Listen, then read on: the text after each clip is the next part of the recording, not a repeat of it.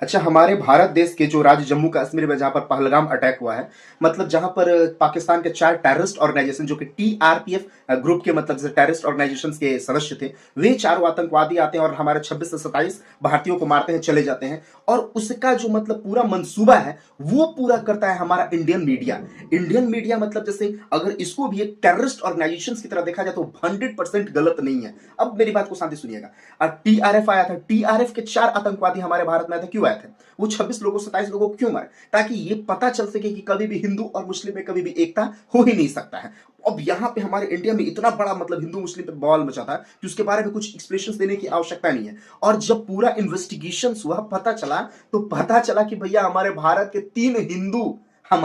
3 हिंदू इंसान पाकिस्तान का जासूस बनकर हिंदुस्तान में मतलब रह रहे थे, हिंदुस्तान में काम कर रहे थे। सिर्फ 1.5 महीने के अंदर 3 मतलब इंटेलिजेंस ने इंडियन इन्वेस्टिगेशंस के द्वारा मतलब इंडियन इंटेलिजेंस के द्वारा 3 लोगों को पकड़ा गया है। इसमें जो पहला नाम है वह सुनील कुमार का नाम है, जो कि भटिंडा से पकड़ा गया है, जो पाकिस्तान को मतलब खुफिया जानकारी लीक कर रहा था। ये हिंदू जनाब है, कोई मुस्लिम नहीं है। दूसरे जो है वे 14 मार्च को पकड़े गए हैं, जिनका नाम रविंद्र कुमार सिंह है। यह भी मतलब जैसे खुफिया जानकारी पाकिस्तान को सेंड कर रहे थे चंद पैसे के लालच में। और जो तीसरे जो सबसे महान है वो 21 मार्च को पकड़े गए हैं, और ये बहुत ही मतलब जैसे एक बहुत ही बड़े इंजीनियर के पद पर है, और इनका नाम है दीपराज सिंह, जो कि मतलब क्रिप्टो करेंसीज होता है ना, उसके लालच में यहाँ की कई सारी जो इंफॉर्मेशन थी, आर्मी की इंफॉर्मेशन थी, इंडिया की सीक्रेट एजेंसीज की इंफॉर्मेशन थी, वे पाकिस्तान को लीक कर रहे थे। अब मैं उन चंद गधों से पूछना चाहता हूं जो हिंदू मुस्लिम के बीच में विवाद कराते थे, जो इस न्यूज को लेकर हिंदू मुस्लिम के बीच में बहुत ही बड़े लेवल से तामझाम करते थे, मैं चंद उन करप्ट और गोदी मीडिया से पूछना चाहता हूं, अब इन तीनों का नाम आपके जवान पर क्यों नहीं आ रहा है?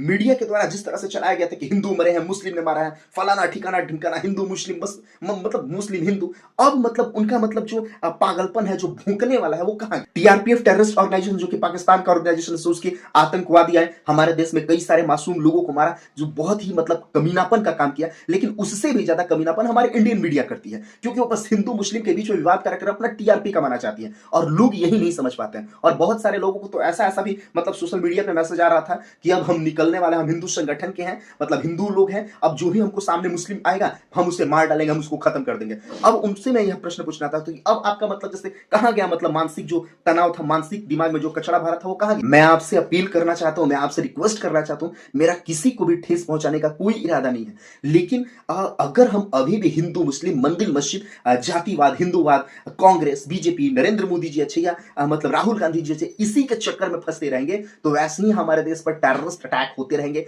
हिंदू मुस्लिम के बीच में मतलब विवाद बढ़ता जाएगा, कभी भी एकता नहीं रह पाएगा और हमारा देश डेवलप नहीं कर पाएगा। तो हमें सोचने की आवश्यकता है और इस पर काम करने की भी आवश्यकता है।